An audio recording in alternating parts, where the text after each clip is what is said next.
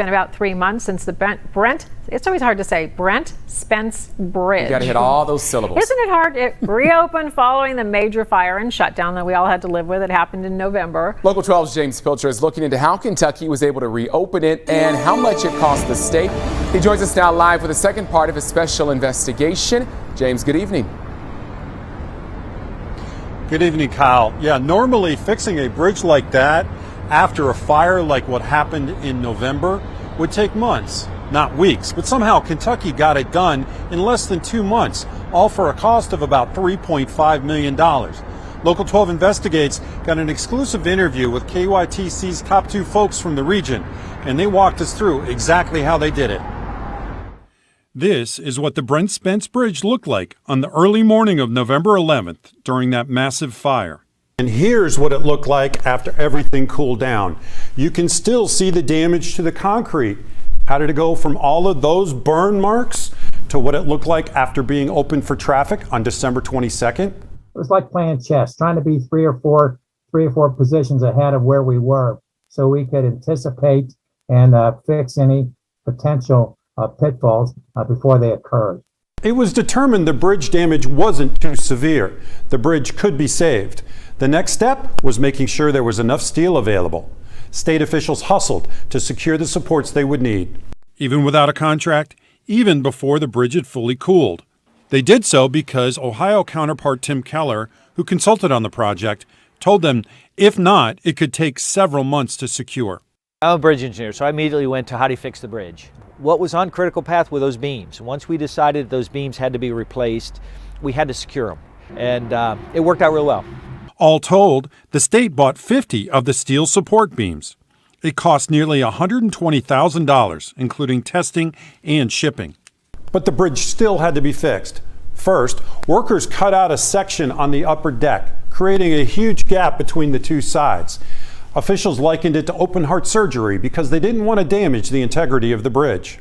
In conjunction with our bridge inspectors and our bridge consultants, had to come up with a plan to safely remove the concrete to expose those beams that would allow us to get to the beams and remove them. The contractors used a unique method of dropping the new beams in from above using a hole cut out of the upper deck. It suffered most of the damage from the heat of the fire.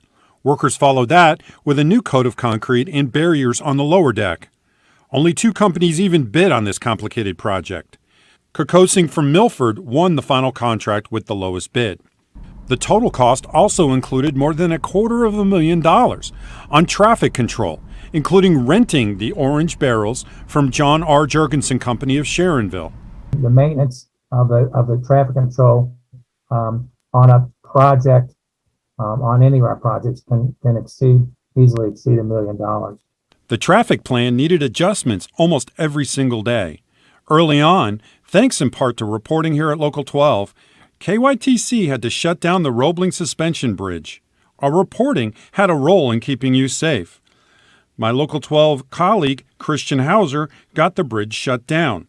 It's because he recorded trucks over the weight limit crossing the historic bridge. Then my Local 12 colleague David Winter spotted a high number of accidents approaching the interchange of I-275 and I-471.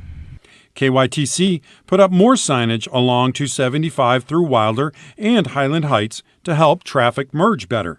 All told, the project took 7 weeks, when many experts said it could have taken months. That was a case study on how to handle an emergency situation. Now, earlier I said that the damage did not make the bridge wasn't damaged beyond repair, but I will tell you, early on, Yeager and Hans did not know that. How they determined it was safe is the focus of my next investigation coming up at 6. Until then, James Pilcher, downtown, Local 12 News. All right, James, looking forward to that story coming up tonight at 6 o'clock. Thank you so much. And you can see all of our Brent Spence stories at local12.com, including James's previous story on how accidents are rising on and near the bridge, even despite the pandemic. Up next.